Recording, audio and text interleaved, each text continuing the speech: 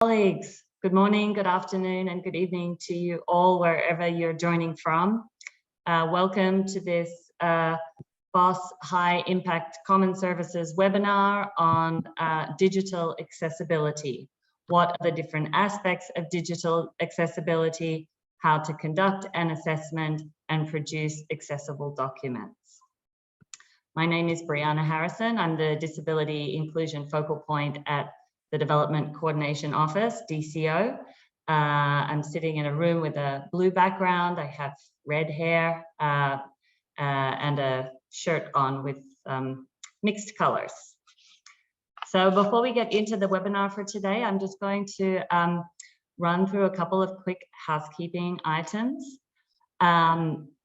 Please feel free to ask questions throughout the session in the Q&A part of this webinar or in the chat box.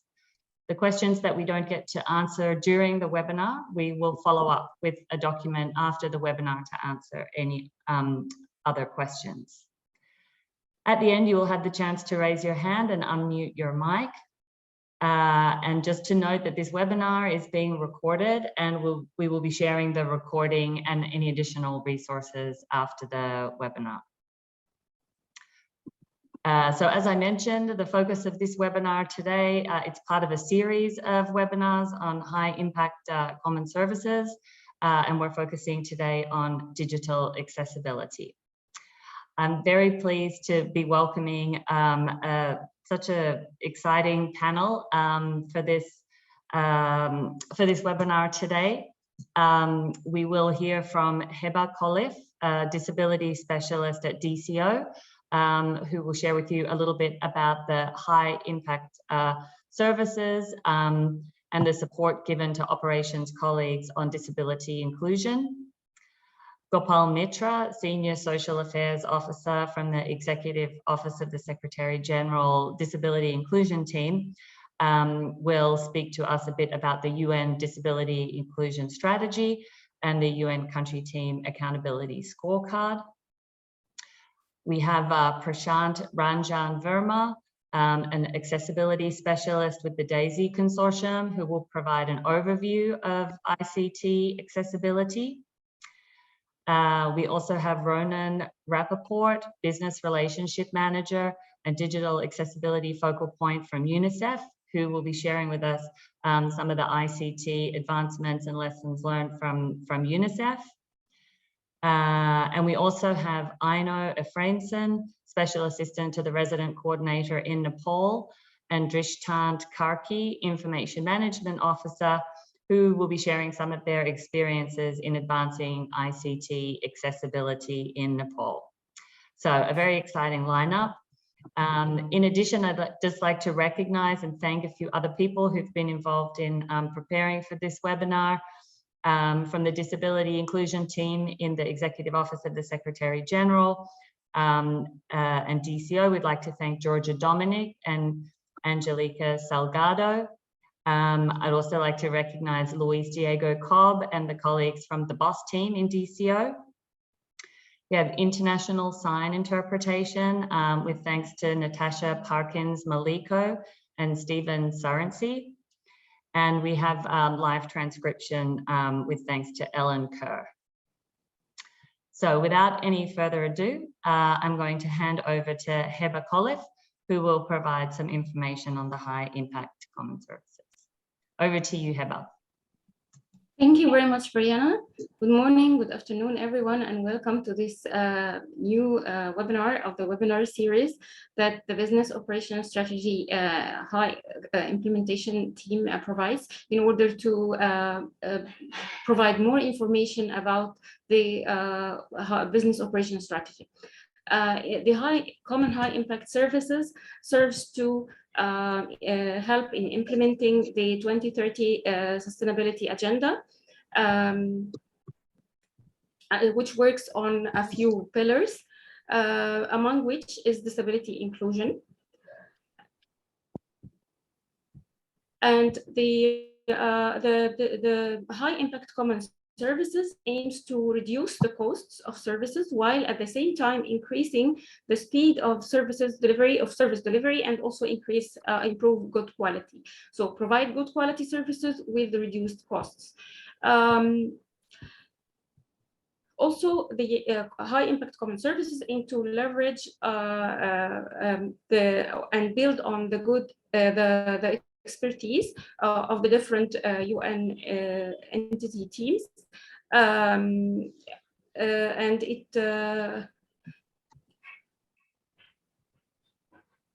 it revolves around the three main pillars: inclusive HR, and ICT accessibility, and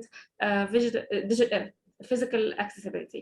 Also, the high common impact services works on topics such as gender responsiveness, inclusive procurement, and sustainable energy and renewable energy. As I mentioned earlier, this webinar will be revolving around accessible ICT solution, which is one of the three main pillars of the business operation strategy that has three main pillars: physical accessibility, inclusive HR, and ICT accessibility.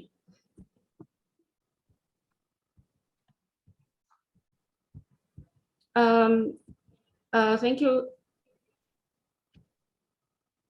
Thank you very much, and I apologize for any lag of my part. I have not a very strong network and not a very strong technology, so I apologize. And over to you, Brianna. Thank you very much. Thank you so much, Heba. And no, I think the connection was fine. So great to hear from you. Thank you. I'll now pass the floor to Gopal Mitra, who will speak to us about the UN Disability Inclusion Strategy. Thank you, Brianna. Hello, colleagues. It is amazing to be on this webinar today, and thanks for your time.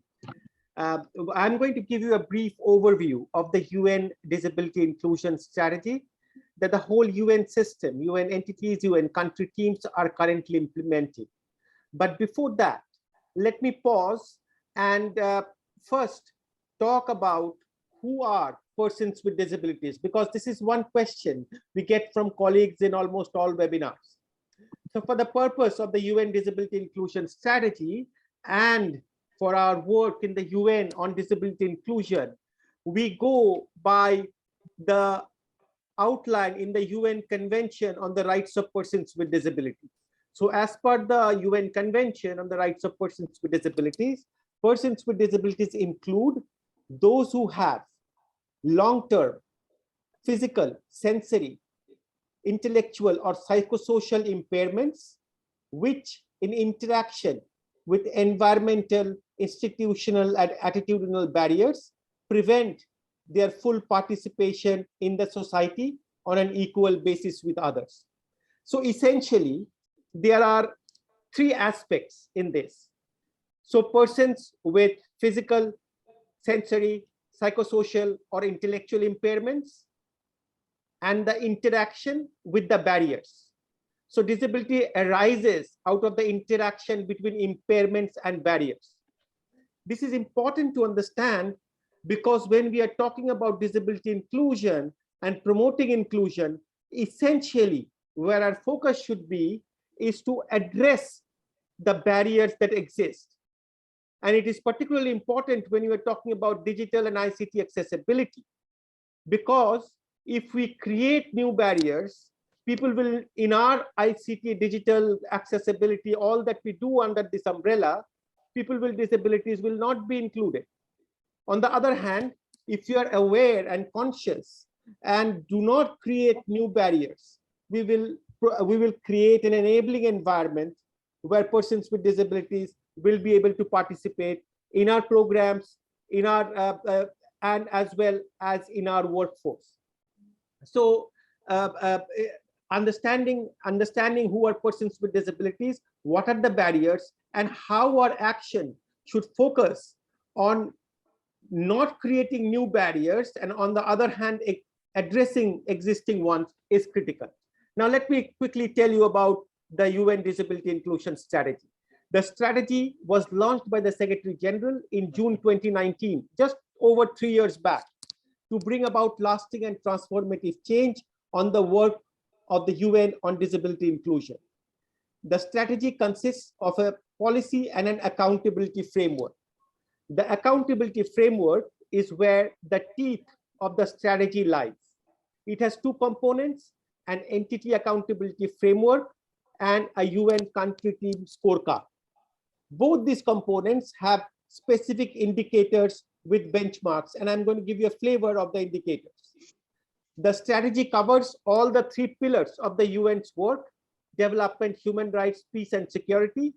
It covers both programs as well as internal operations, and that is why the discussion today is so important.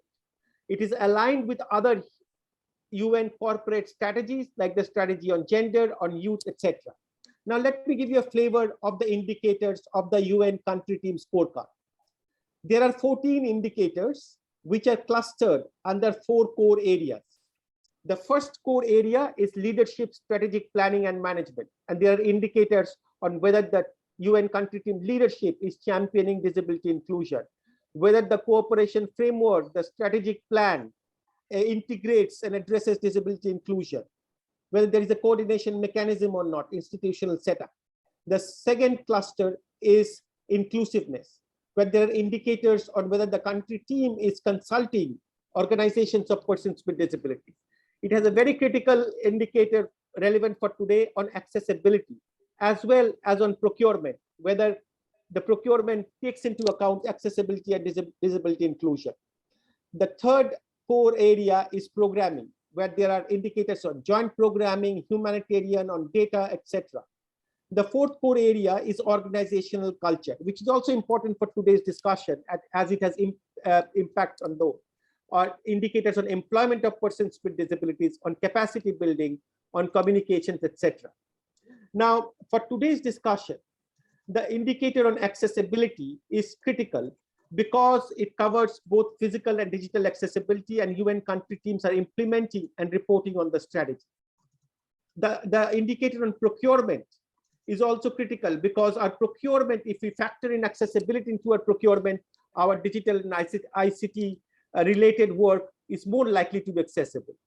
And it has a direct impact on employment of persons with disabilities, because if our premises, our digital infrastructure, our content communications is not accessible, we will not have people with disabilities as part of our workforce, as well as the external, the broader society to interact with us. And while doing all this work that we are talking about under digital and ICT accessibility, it is fundamental to consult and engage and work closely with organizations of persons with disabilities. I'll stop there. Happy to respond to any questions at a later stage. Over to you, Brianna. Thank you. Thank you so much, Gopal. Yes, we see that the different elements of the disability inclusion strategy are mutually reinforcing. And by moving ahead on one, we're enabling also greater progress on others. So thank you for giving us the overview there.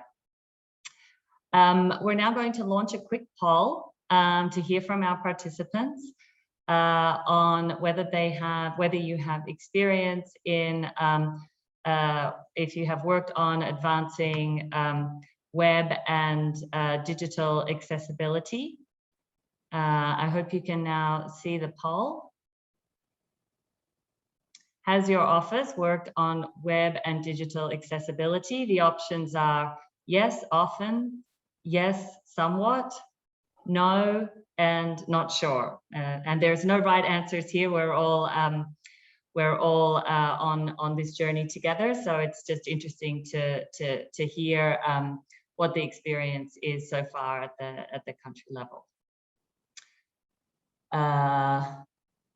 So far, we have about 75% of the participants have completed the poll, and the majority of you are responding no. That's 38% are responding no.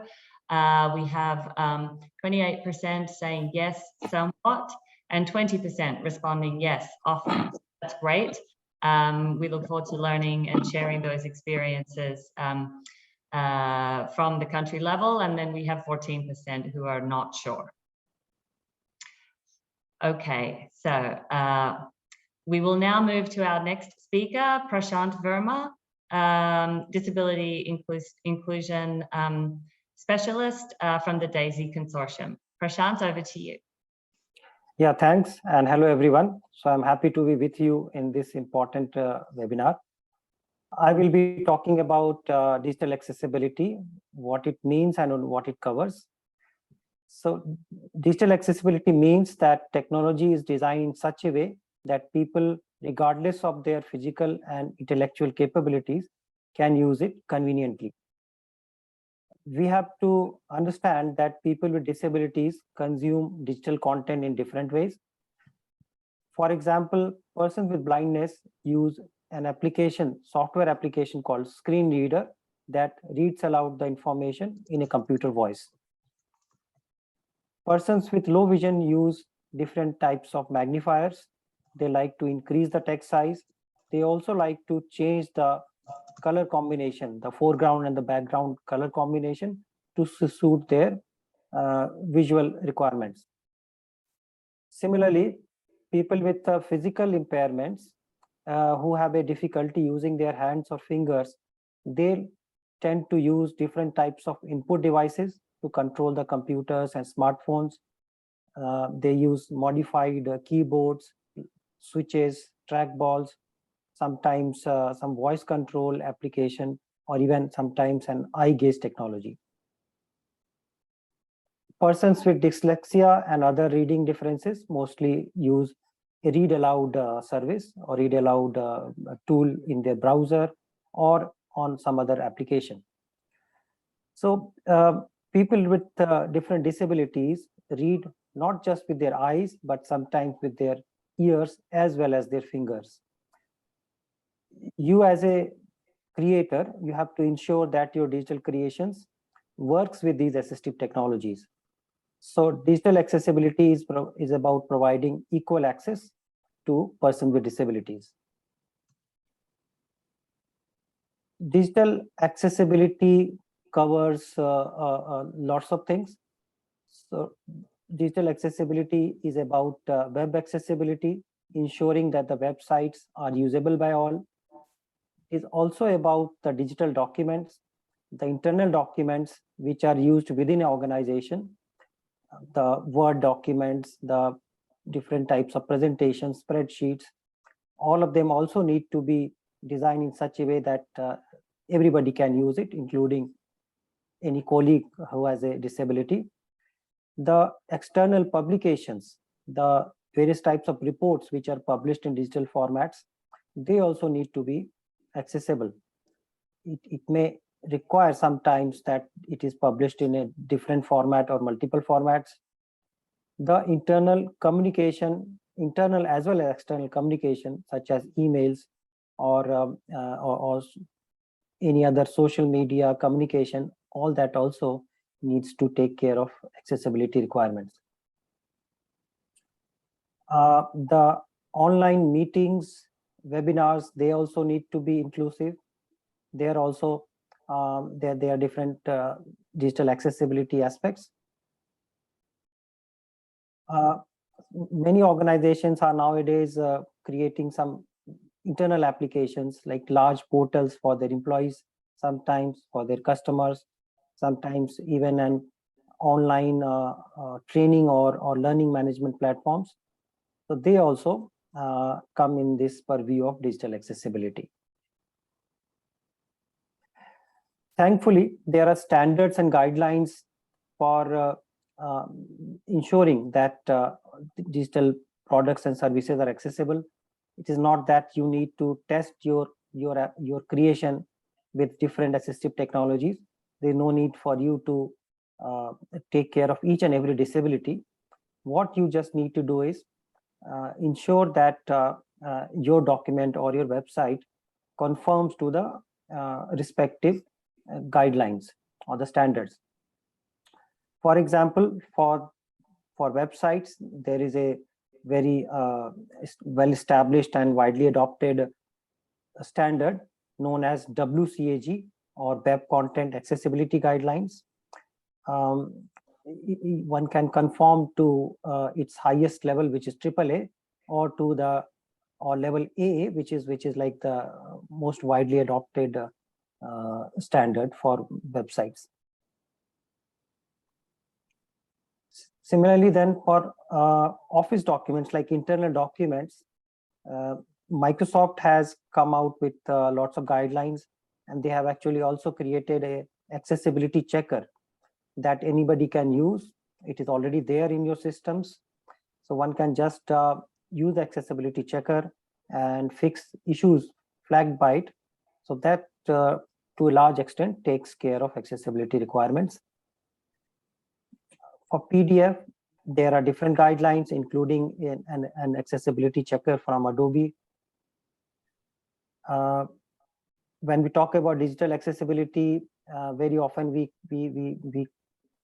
start talking about accessibility of images, like descriptions for images. So some institutions like the Diagram Center, they have also created some image description guidelines. You can also have a look at it.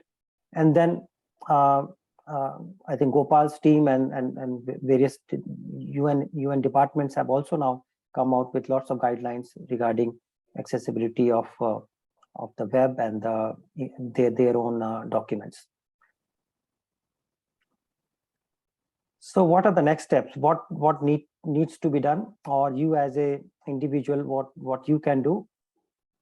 So at organization level, I think some awareness needs to be created regarding the need for digital accessibility, and preferably some training program should be conducted. It is possible that with short trainings, people will create more accessible documents and websites. So this webinar that is happening today, I think, is a very good step in that direction. Many organizations are also using templates for different types of documents. So those existing templates could be tested for accessibility.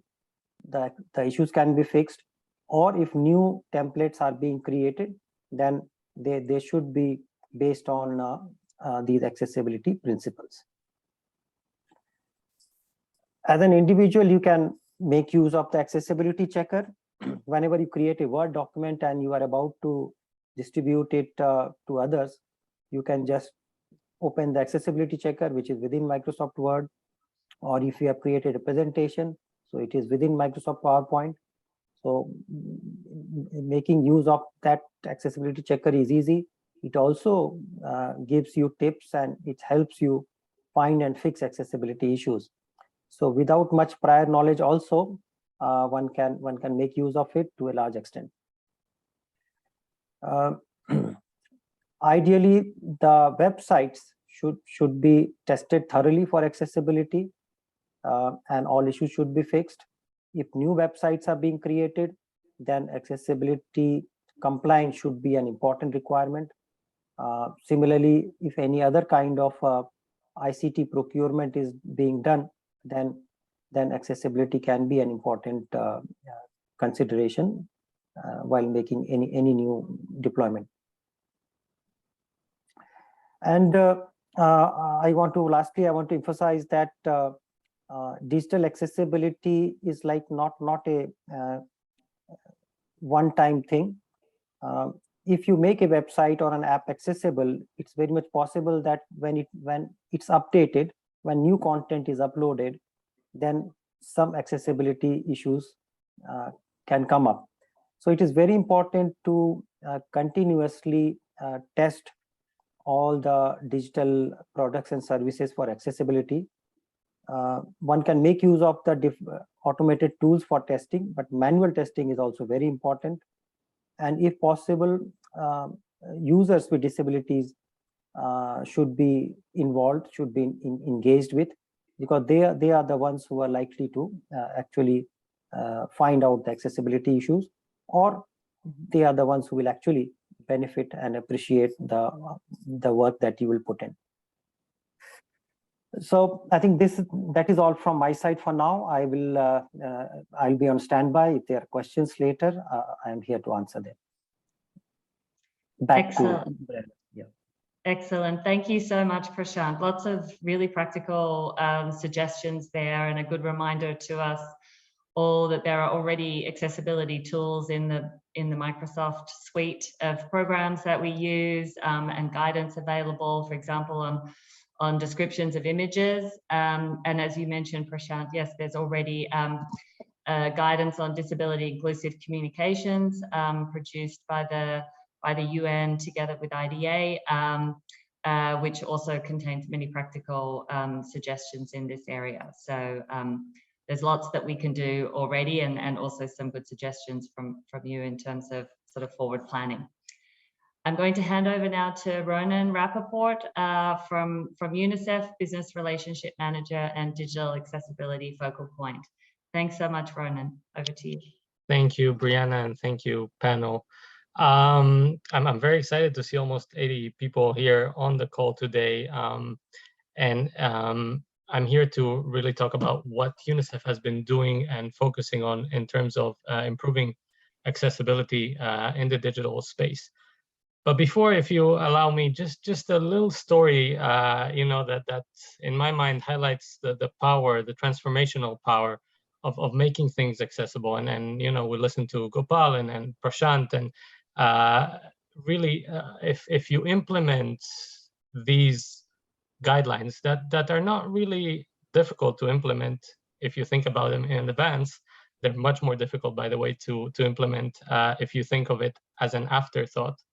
But if you do, you really have the chance, you have the power in your hands to transform the lives of many people. About, they say 1 in 7 people could benefit dramatically from this kind of improvement to your digital platforms. And the story that I want to share is a story from UNICEF, where we developed an application that helps nonverbal children communicate with their family and with their surroundings.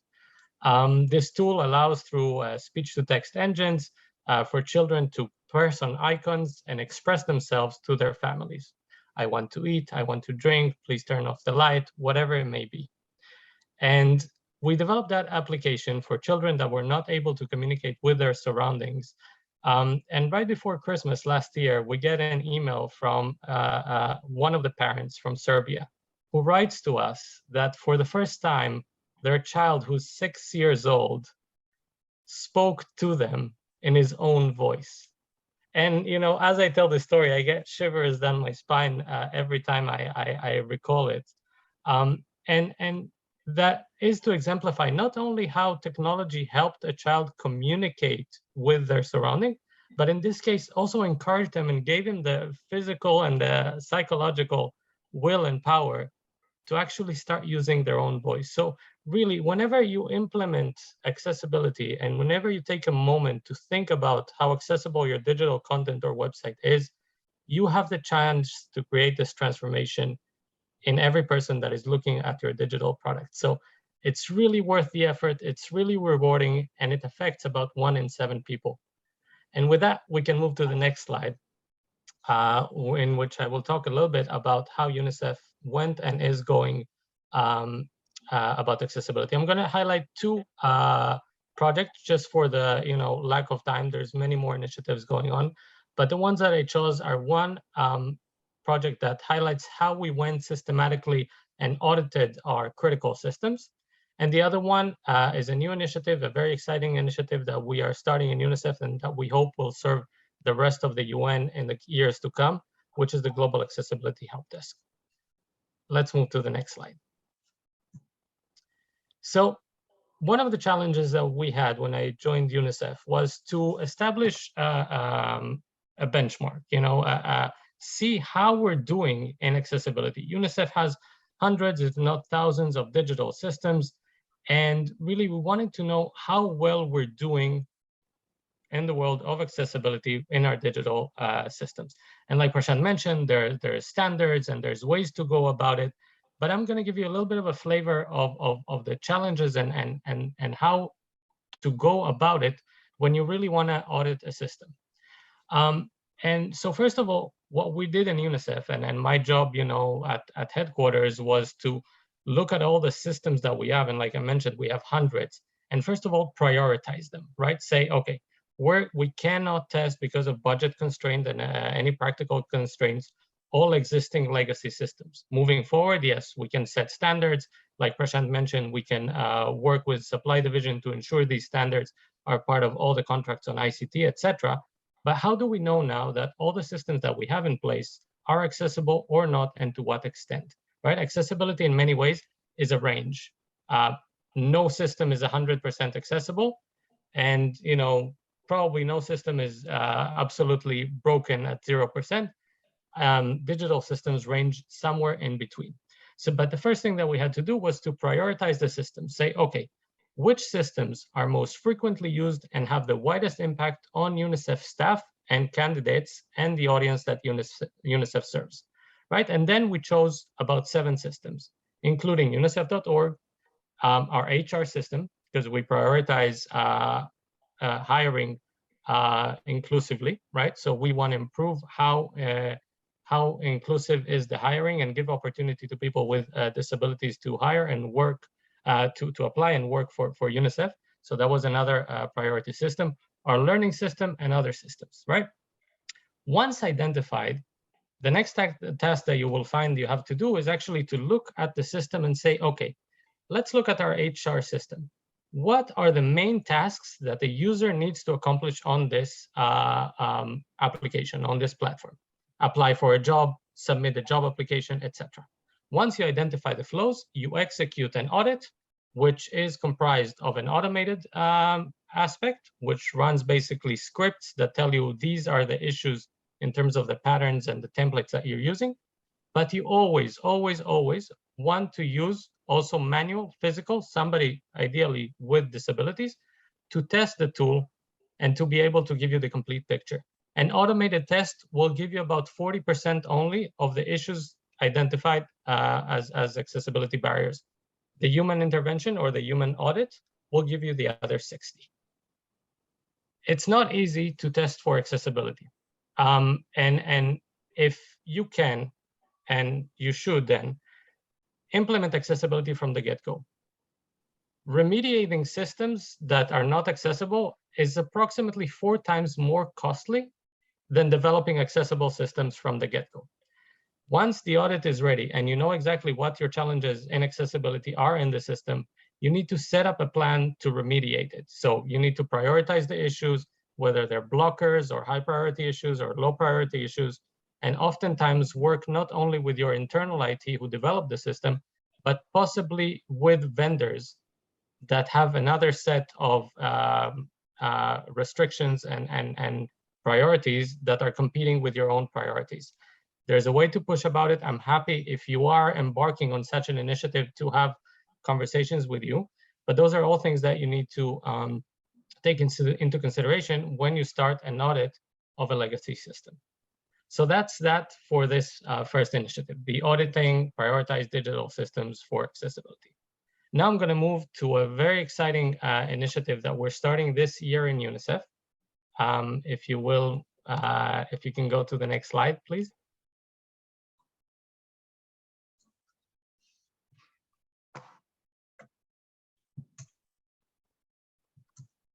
And that is the UNICEF Global Accessibility Help Desk.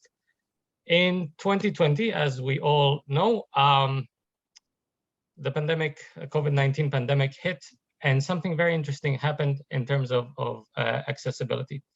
Often people, that have an issue with a digital system would reach out to their colleague, to their neighbor, to a friendly IT colleague, and say, hey, I can't, read my paycheck, or I can't access my leave days.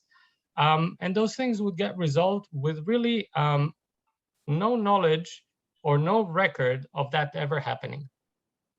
2020, when COVID hits, all of a sudden this friendly colleague is not next to you, everybody's working remotely, and we're starting to get a landslide of requests that have to do with accessibility. I can't access this, I can't see that, I can't perceive this.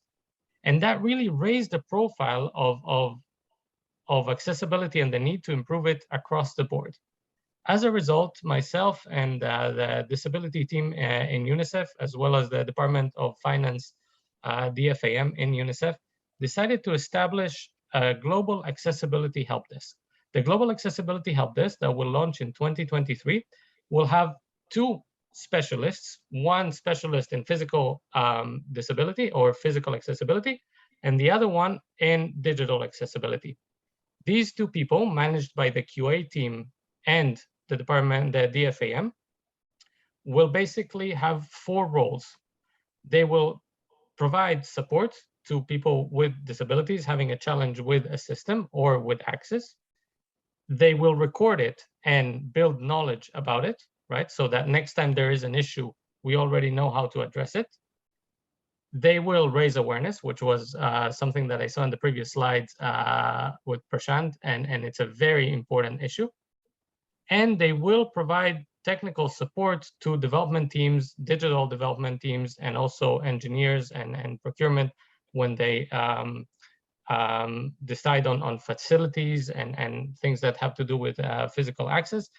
They will provide technical support to those teams to ensure that we choose and build accessible premises, as well as accessible digital tools. Like I said, we're going to start with two people, but the idea is that after serving UNICEF and piloting it, we will open up this service across the UN system, and these two professionals will grow to a larger team that would be able to take requests and support colleagues from all across the UN. Thank you. That was me. Again, if you have any questions at any point now or later, feel free to reach out. Back to you, Brianna. Thank you so much, Ronen. Really interesting to hear the experience from UNICEF and the big investments that UNICEF is making in improving the accessibility of its systems, both internal and external. We do have a question in the chat. I just wanted to raise it for the speakers to think about while we move to the next speaker. So the question was addressed to Prashant, but Ronen, you may also want to come in on this, or other colleagues as well. How can organizations fix issues of digital accessibility on different platforms? Fixing those can be considered expensive and require IT know-how which doesn't exist. What do you suggest for growing IT knowledge about accessibility internally when organizations use a variety of platforms? So I just wanted to raise that so that the colleagues can think about how we might respond to that. And I'll move over now to the team from Nepal. Aino, over to you. Hi, colleagues. Good morning, good afternoon, good evening to all of you. My name is Aino, and with my colleague Drishtant, it's our pleasure to be sharing the experience from UNCT Nepal around digital accessibility and the work we've done so far. If we can have the slides on the screen. Yep. There we go. Perfect. So as part of our UNCT Accountability Scorecard baseline exercise, we conducted an assessment of digital services, transport facilities, as well as emergency evacuation procedures in the UN common premises. So in relation to indicator 6 of the scorecard, and we'll of course focus on the digital accessibility assessment part today. So it covered 2 distinct websites of UNCT Nepal, as well as 4 social media handles. So the UNCT and RCO's Facebook page, Instagram, Twitter, and YouTube pages. It used both computer-aided testing as well as a user-led assessment. And the results were presented to the IT task force and the UN communications group. And now I'll hand over to Drishtant, who's led many of the improvements that we've done so far. Over to you, Drishtant. Thank you, Aino, and namaste, everyone. Next slide, please. So based on the key findings from our accessibility assessment on navigation part of UN website, The digital accessibility assessment team provides us short-term, mid-term, and long-term recommendation to make the website digitally accessible. And so far, we have worked on the short-term and mid-term recommendations. And the long-term recommendations will be covered on the challenges part. In mid-term recommendations, we have made necessary changes to align the WCAG color contrast following the UN branding guideline. We have also added skipped to main content options, and all the sections, we have also ensured all the sections of websites are operable and navigable using keyboard. Similarly, we have made search bar expand using a keyboard, and that alerts the screen reader user of the same. We also provided options for increasing and decreasing the font size for persons with low vision. We have also added a play and pause button to the slider image slide shows in the main homepage, and ensure that outline associated in the menu section is with the tabbing is provided. So next slide, please. Yeah, to make the website digitally accessible, structure or the navigation is not only the issue, but also is the content. So to make the content accessible, we also provided Word version of the document in addition to PDF. Second, we added alternative text to images, graphs and infographics. And thirdly, we also provided captions and downloadable transcripts for audio files so that it is accessible to people with hearing impairment. Next slide, please. On the social media, similarly, based on the key findings from our assessment, there are a few recommendations that need to be addressed in social media, which are mentioned below.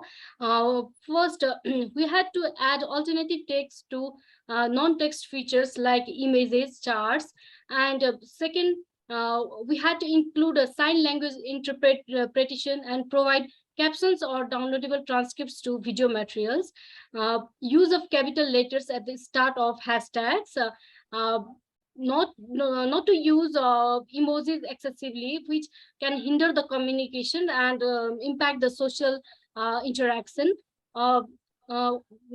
Lastly, avoid using long hyperlinks, rather make it shorter, descriptive, and clear. So among these few recommendations were implemented, but there is lack of consistency in ensuring accessible content. So now UN Information Center colleagues has committed to ensure all social media content meet accessibility criteria in 2022. Over to you, Aino. Thank you. And next slide, please. So as you can imagine, this is very much a work in progress for us, and challenges, of course, remain. But one of the key issues that we have is that a lot of the content that we get on the website comes from multiple agencies, multiple entities, and we don't really have a standardized practice around accessibility yet. Also for us at the RCO, really ensuring that all documents are accessible is still something that we're learning. It's not part of our DNA, but we're very committed to ensuring that that changes. Another piece is that we have an interactive dashboard on the website, and we currently utilize Power BI, and we need to find more accessible alternatives. We use a lot of infographics on our website, particularly in relation to humanitarian response, and making sure that these are accessible is a real challenge because they rely very heavily on visual materials. And of course, because of the quick turnover for humanitarian data, this is a challenge that we're trying to address. We've also been alerted by OPDs to the fact that sign language interpretation is not always accessible for everyone, and particularly for our kind of live and public events, we should be using captioning. But unfortunately, there's a lack of capacity around this in Nepal, so it's a longer term piece that we really need to be working on. Also, as mentioned by Drishtant, the lack of consistency on the accessibility of content on social media is something that we need to continue to work on. And lastly, something we are really keen on exploring is whether we could have easy read versions of some of our key documents, particularly the cooperation framework. And we're working on our new CF at the moment, so we hope to kind of explore an easy read version around this. Next slide, please. So where do we go from here? We're really keen on ensuring that we get a UNCT-wide commitment on the accessibility of all content around our website, and we want to publish an accessibility statement, add an accessibility menu, and prepare a minimum accessibility checklist for all content. Also, really importantly, strengthen capacities amongst UN personnel, particularly IT task force and our UN communications group. But also we want to do kind of short 30-minute sessions with all UN personnel, or that are open to all UN personnel, around how to use the tools that exist in Microsoft. So how do we make our PowerPoints and Word documents accessible? Also, we want to make sure that system-wide training materials, for example, the security briefings done by UNDSS or earthquake preparedness trainings, that all of those are also accessible to all of our colleagues. And we're really lucky that we currently have a consultant supporting us with kind of developing an SOP around this, as well as thinking through some of these trainings that we want to organize. That's all from us, but happy to respond to any questions now or after the webinar. Over to you, Brianna. Thank you so much, Aino and Drishtant. That's really so exciting to hear about what you've done so far, and also some of your thinking around what the next steps would be, and your plans for sort of taking this even further. So thank you for sharing that with us. I'm sure there's a lot more that you could also elaborate on. And so now we will open the floor for Q&A. So I see that there have been some questions in the chat that Prashant and Ronen have already been responding to. If any colleague would like to open their microphone and raise a question, then please put your hand up. I'm looking through the list here. We have a lot of colleagues online, so don't be shy. And we still have 10 minutes or so. I see Aiko Ikiyama. Aiko, would you like to open your microphone and raise your comment, and maybe just mention which office you're sitting in at the moment? Thank you.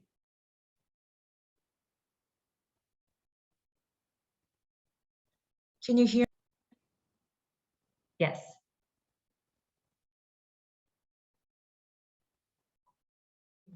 Hello, can you hear me now? Yes, we can hear you. Great. Yeah, good evening from Bangkok. I'm from ESCAP. I'm working on disability inclusion, and my work is about promotion of disability rights and disability inclusion. Yeah, thank you very much to be a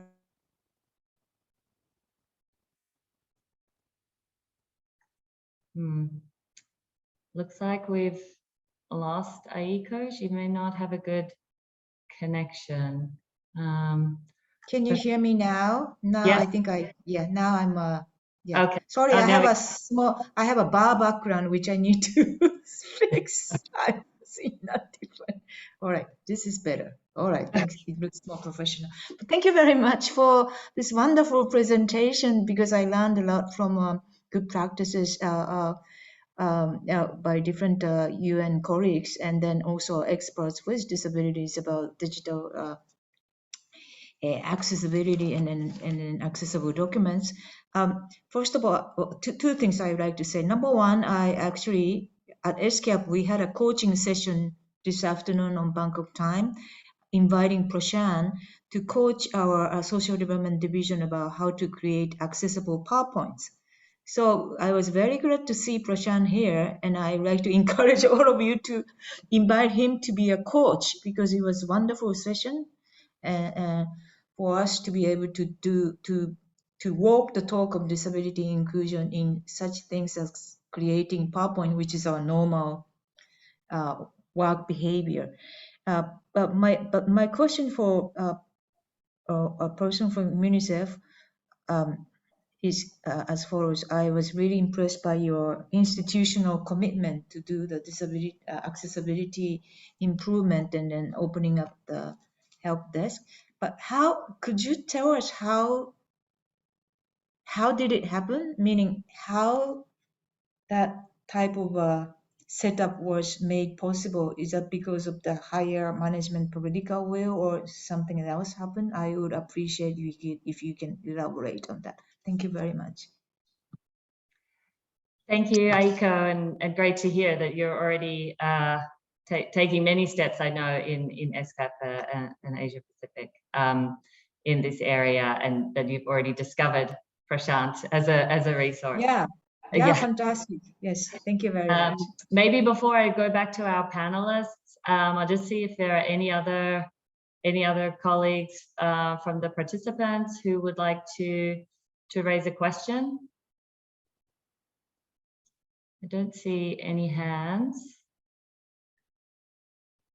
No, I don't see any hands. Okay, so perhaps Ronen, I'll go first to you, and then perhaps I can also hand the floor then to Heba, who will also be running some trainings on accessibility. So Ronen?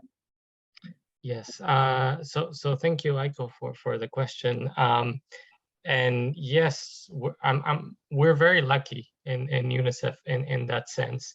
UNICEF has a few things that have really helped raise the profile of accessibility throughout and inclusion. One is a wonderful team in which Gopal was part of, which is the disability team led by Rosangela at the moment.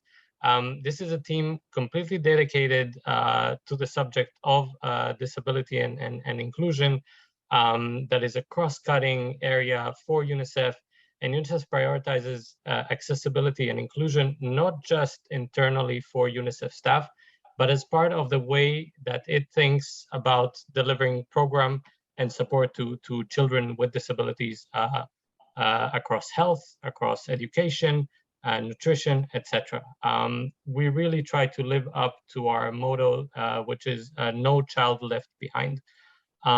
So this, this initial seed is very critical to understand, how UNICEF's approach to disability became such a core part of its entire, culture.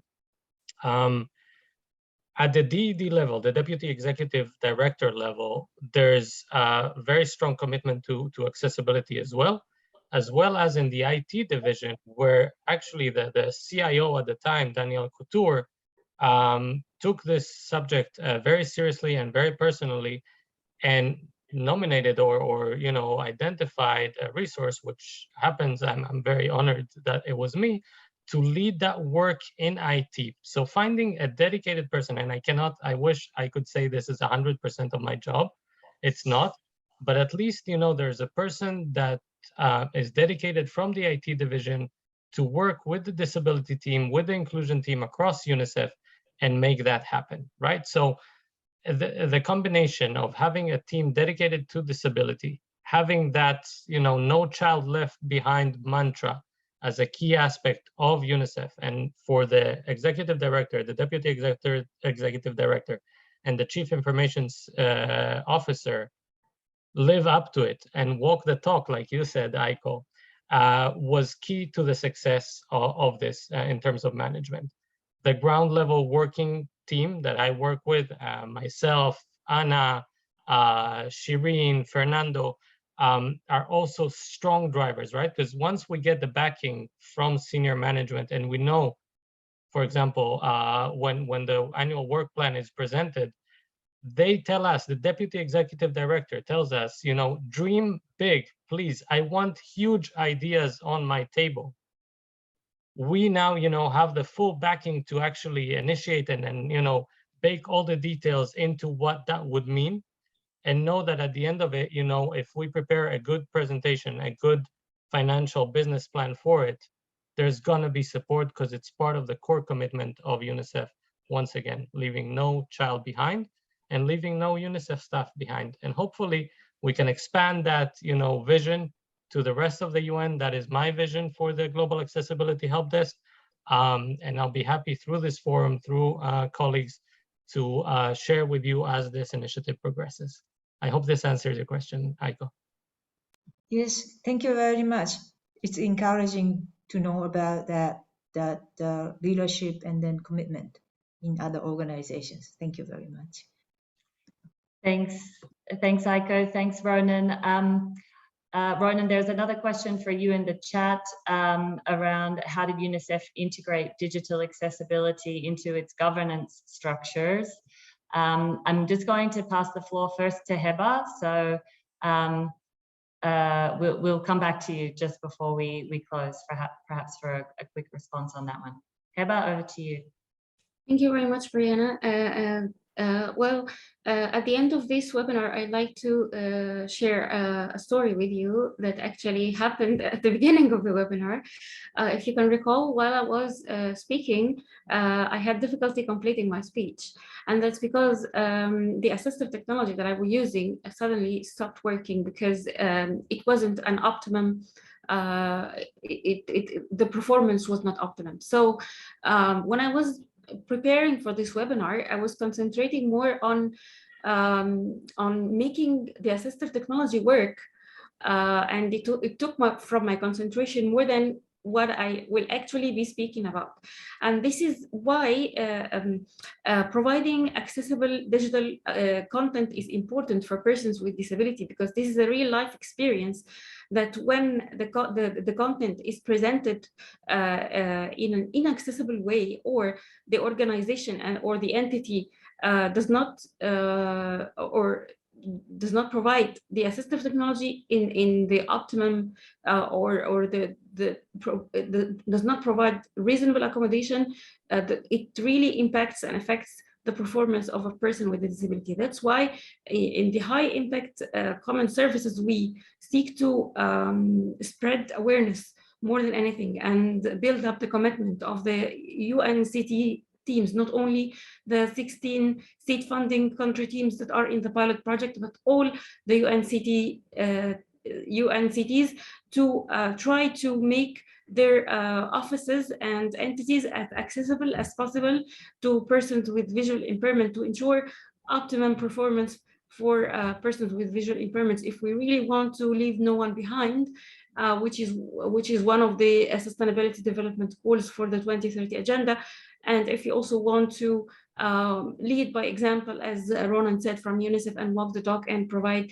accessibility for persons with disabilities. So I'd like to thank my colleagues in the VCO office for giving me this opportunity to speak in this webinar, although they know very well that I'm still new, I'm still starting, and the technology I'm using is still not very efficient, but I'm sure that you will be seeing a lot of me in the coming webinars and training, and thank you very, very much for this opportunity. Over to you, Brianna. Thank you.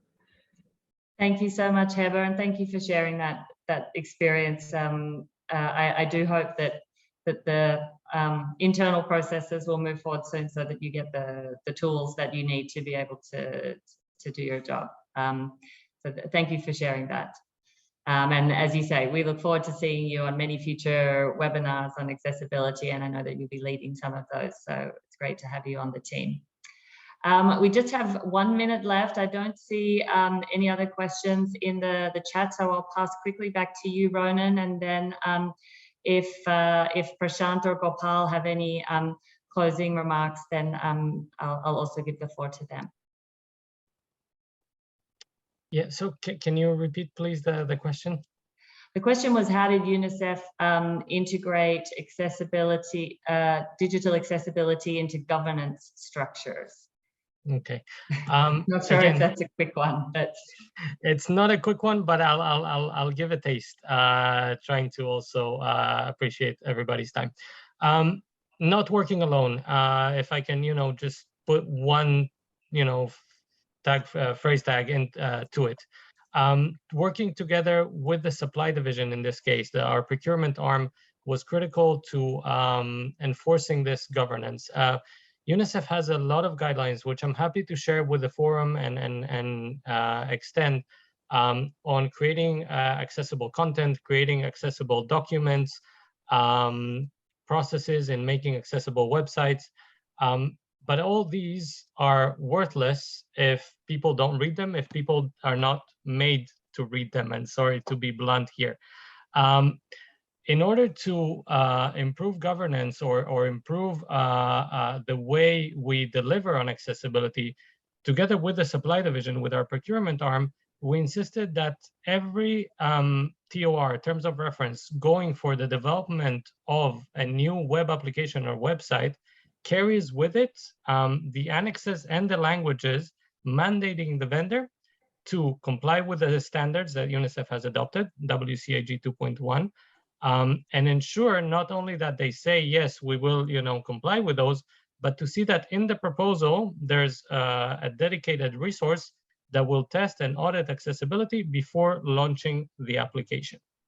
To tell you that it's perfect, to tell you that every site that UNICEF launches now is 100% accessible all the time, would not be true to reality.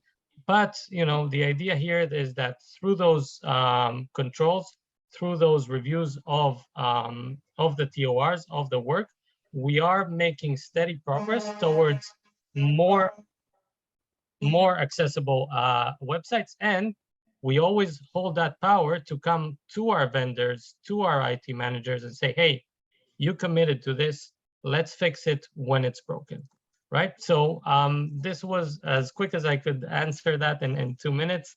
Thank you for the opportunity and for your time. I hope this helps. Otherwise, I'm happy to answer after the call via email, etc.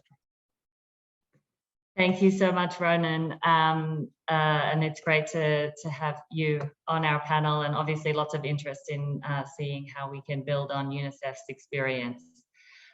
Colleagues, we are out of time. I said I would pass the floor quickly to Prashant and then Gopal just for any quick final words. So Prashant, was there anything you wanted to add before we close? No, thanks for the opportunity. And so I answered the one question that I got. So I hope to remain connected, and I'm available to answer any further questions that may come up. Thank you so much, Prashant, and great to have you in the webinar. Gopal? Yes, I'll just take 30 seconds. Just wanted to tell you, reflect that we have seen good practices today, things that we can do. The UN Disability Inclusion Strategy provides the framework, country teams are implementing and reporting. That's another part of the governance.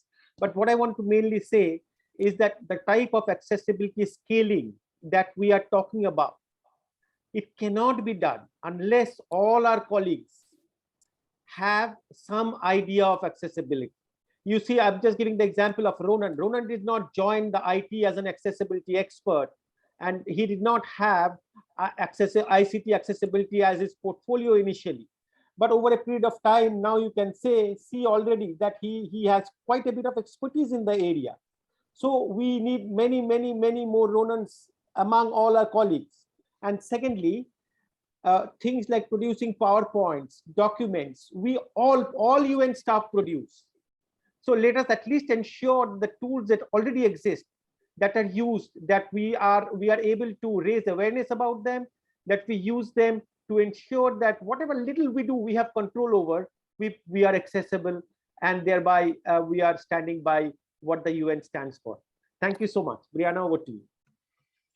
Thank you, Gopal. Thank you so much, everyone, for the great feedback in the chat, the good questions and discussion.